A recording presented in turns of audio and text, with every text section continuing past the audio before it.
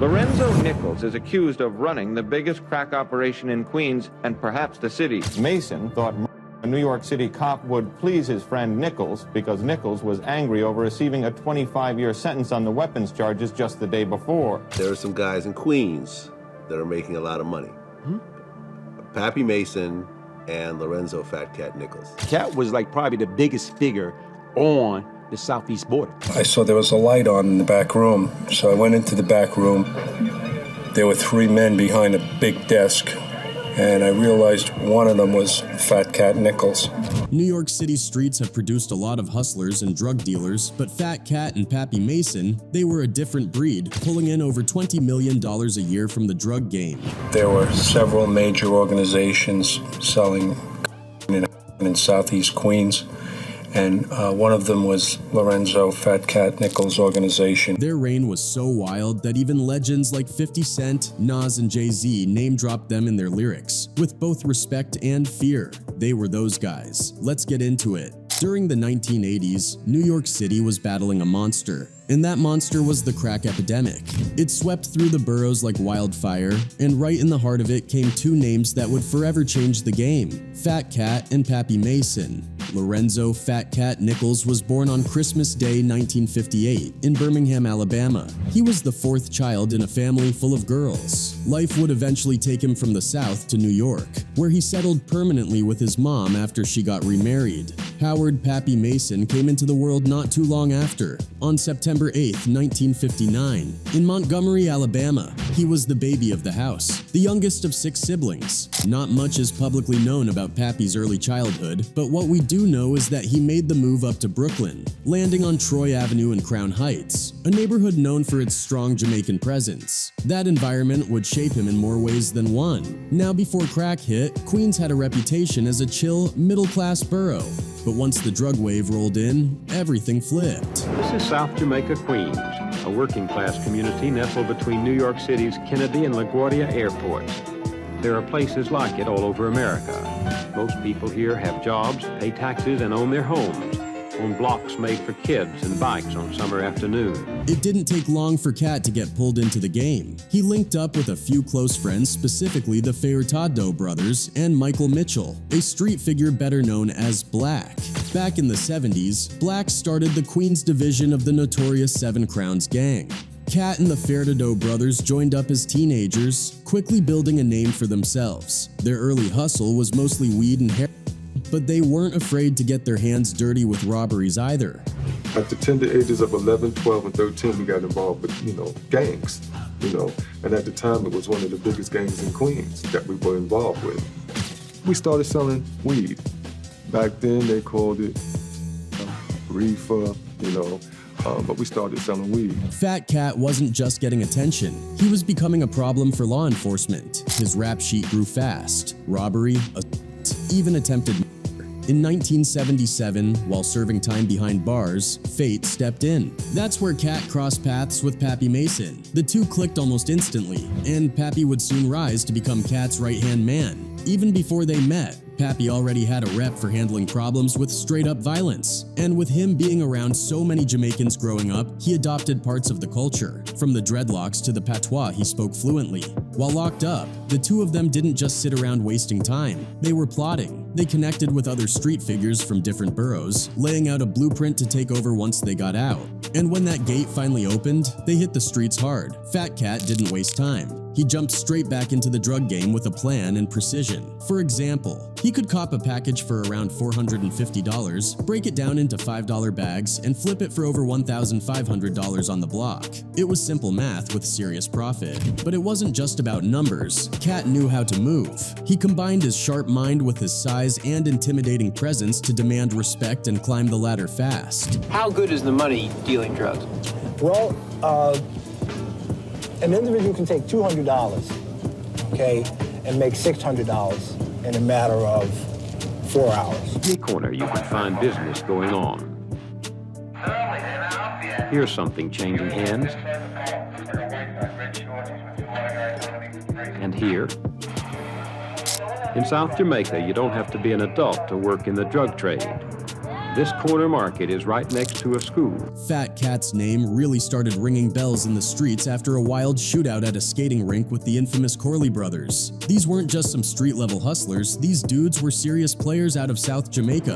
They ran the 40 projects, also known as the South Jamaica houses, like their own personal kingdom. At the top of the Corley clan was James Wall Corley, a real street legend who had the kind of mystique you only hear about in gangster flicks. They called him Ghost for a reason. Nobody knew where he stayed, what car he drove, or much of anything about him. He was off the radar, low-key to the point that barely any photos of him even exist. One of the few pictures out there is from the Olympic Palace, a classic shot featuring all the heavy hitters from South Jamaica during that era. After the shootout between Cat and the Corley crew, things could have gone left, but instead it led to something bigger. Rather than continue the beef, Fat Cat and Wall came to a mutual understanding. They chopped up the territory like businessmen in suits. The 40 projects got split. Cat took one side, Wall kept the other. The shootout served as Cat's grand entrance, a statement that he wasn't to be played with, even when stepping into someone else's domain. After that, his reputation was certified.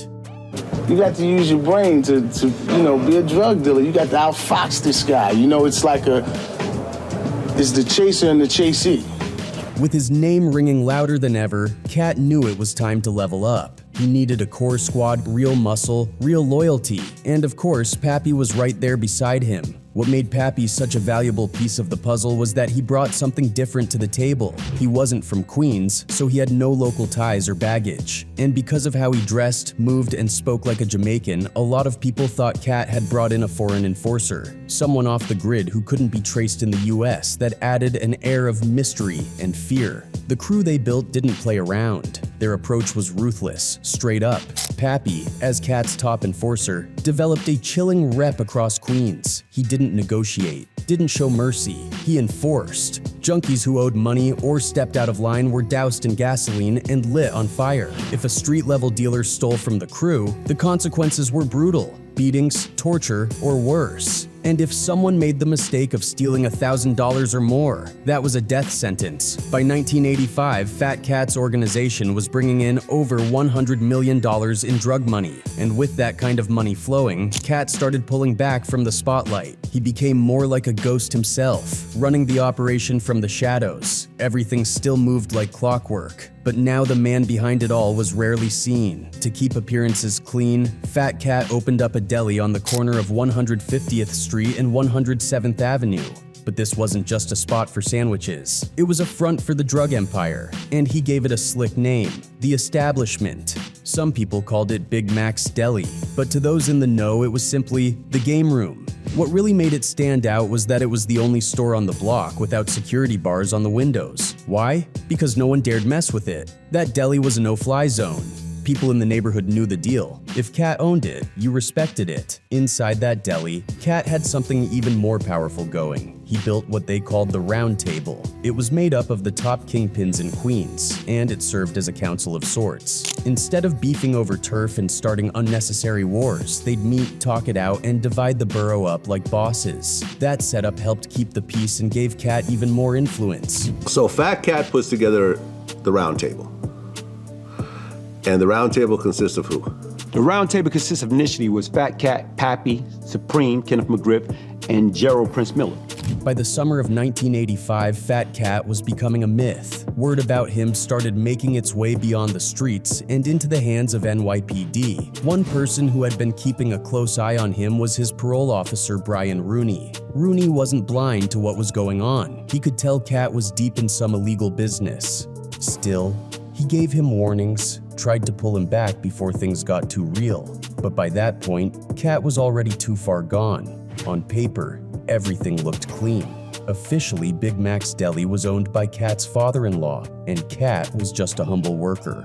But anyone who passed by could see the truth. He was flashy, always showboating, drawing more attention than he should have. That kind of noise eventually got loud enough to reach the ears of law enforcement. What really turned the heat up, though, was an inside job.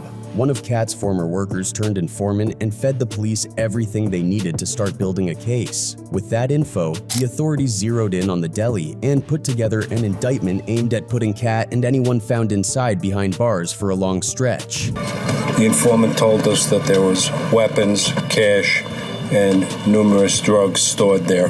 Then came the night of July 29th, 1985. At exactly 10 p.m., Big Mac's Deli was raided. The cops stormed in and found not just Cat, but two heavy hitters from his feared score team, Jughead and Spoon. Inside, they discovered an arsenal, a 9mm with an 18-shot clip, a Steyr assault rifle, and two more loaded automatics. And that wasn't all. The place was swimming in cash and product, $200,000 in cash, and $500,000 worth of drugs just sitting there. There were three men behind a big desk, and I realized one of them was Fat Cat Nichols.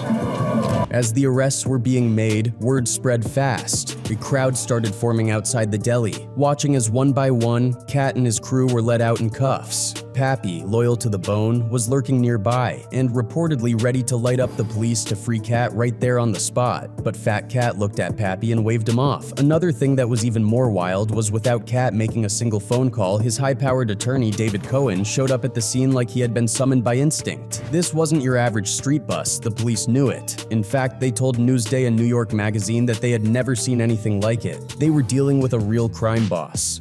And yet, within just 24 hours, Fat Cat and his crew were walking free. They all posted cash bonds like it was nothing. Cat's bond was just $70,000, but things didn't stay sweet for long. Officer Brian Rooney found out that Cat had violated the terms of his parole, so he had Cat rearrested on the spot. This time, things were different. The bond game was over. Cat was now facing a serious 14-year sentence, and there wasn't going to be a quick way out of this one. And that's when Cat snapped. Now, for Nichols, what that meant was, even though he had made bail on the case where we got him, he was in on the parole violation, and there's no way around that. So not counting the trouble that he was in with me, he owed 14 years to the state. So he was in big trouble. Furious about the situation, feeling like he'd been double-crossed or humiliated, Fat Cat did the unthinkable. He allegedly ordered a hit on his parole officer. One night, Rooney was giving a coworker a ride home after work. He had no idea he was being followed. After dropping the coworker off, he continued driving. But that's when another car pulled up. Gunshots rang out. Rooney was hit in the arm and the back. He died instantly. Sergeant who worked in my office called me up and told me about it. He said they just killed a parole officer up on something Boulevard, and it was Brian Rooney. The murder of Brian Rooney sent shockwaves through the city. Suddenly, all eyes were locked on Fat Cat and his entire organization. The feds, the NYPD, everybody wanted answers. The pressure was on, and cracks started to show.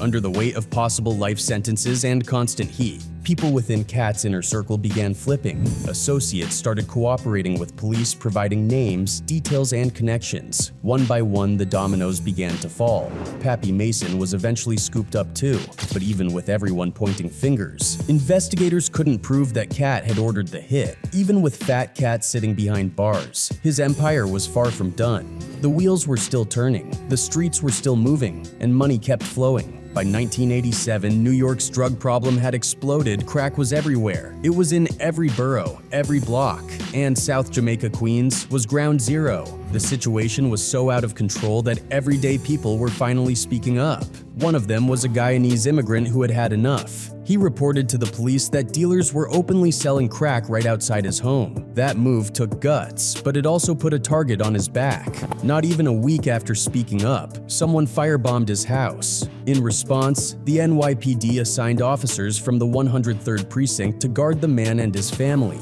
But the threats didn't stop. In fact, they escalated. One day, a known member of Fat Cat's organization, Thomas Godbolt, walked right up to the witness on the street and said, "You've got 3 weeks to get out of this neighborhood." By January 1988, Godbolt was locked up and sent to Rikers Island for threatening a witness under police protection. Meanwhile, things weren't looking good for Pappy Mason either. Even though he was still just a suspect in the murder of Cat's parole officer Brian Rooney, the law caught him slipping on a weapons charge. In February 1988, he was convicted. Then, like clockwork the very next day, Fat Cat himself was hit with a massive sentence, 25 years to life on multiple drug and weapons charges. You'd think that would be the end of the story. But nope, the streets weren't done making noise. Just 2 days after those convictions, on February 26, 1988, tragedy hit hard. Officer Edward Byrne, a 22-year-old rookie, was sitting in his cruiser outside the Guyanese witness's home, doing what he'd been assigned to do: keep the man and his family safe. It was supposed to be a quiet shift, But at around 3 a.m., a car drove slowly past his position, circled the block, and vanished. 20 minutes later, 3 men crept up from behind Byrne's vehicle. Shots rang out. The witness heard it all. When backup arrived minutes later, they found Byrne slumped in the driver's seat. Both windows of the cruiser were shattered. He had been executed while doing his job. It was one of the boldest attacks the NYPD had ever seen. The response was immediate and overwhelming. The NYPD went into overdrive. Hundreds of officers flooded the streets of South Jamaica, blanketing the area in waves of law enforcement. They worked 12-hour shifts, raiding nearly 200 locations, questioning over 300 suspected dealers, and turning the entire neighborhood inside out. Right after the murder of Officer Byrne, the New York City Police Department started cracking down on all the drug dealers. A tremendous amount of heat was put on all the drug dealers in Jamaica, Queens. They wanted the murders of Officer Byrne. Even though Cat was already behind bars, the NYPD and FBI believed he was still calling the shots. They suspected he had ordered the hit on his parole officer and might have been linked to Byrne's murder as well. Pressure mounted fast. The city offered a $10,000 reward for any information that would lead to Byrne's killers. The public outrage was massive and the reward money skyrocketed. Within days, it jumped to $130,000. After weeks of fear and silence, the community finally found its voice, and that voice broke everything open. A witness came forward, someone who had actually been in the room when the plan to kill Officer Byrne was discussed. That testimony cracked the case wide open. From there, the FBI launched wiretaps to dig deeper. They started intercepting calls, trying to trace who was still connected and how the operation was functioning behind the scenes. One key conversation stood out. It was between Cat and his sister. They were talking about Pappy, and at one point, she asked why Pappy had done that thing. Everyone listening knew what that meant. She was talking about Byrne. Cat's answer was telling. He just said, "I don't know why he did it." That moment revealed a shift. Cat wasn't backing Pappy anymore. He was putting space between them. Like he knew Pappy had become too reckless, too hot to handle. See, Pappy was furious with the NYPD. According to sources, he was so enraged by how he'd been treated that he gave a wild order. Kill any cop, not just Byrne. Any officer would do. And even though Cat didn't give the order, and likely didn't even know it was coming, it didn't matter. The murder of a police officer, especially under those circumstances, turned the full weight of every major law enforcement agency onto his operation. The wiretaps told the rest of the story. Even locked up, Cat was still the nucleus. Every couple of weeks, his top guys would visit him in prison, get orders, pass along updates, and keep things rolling.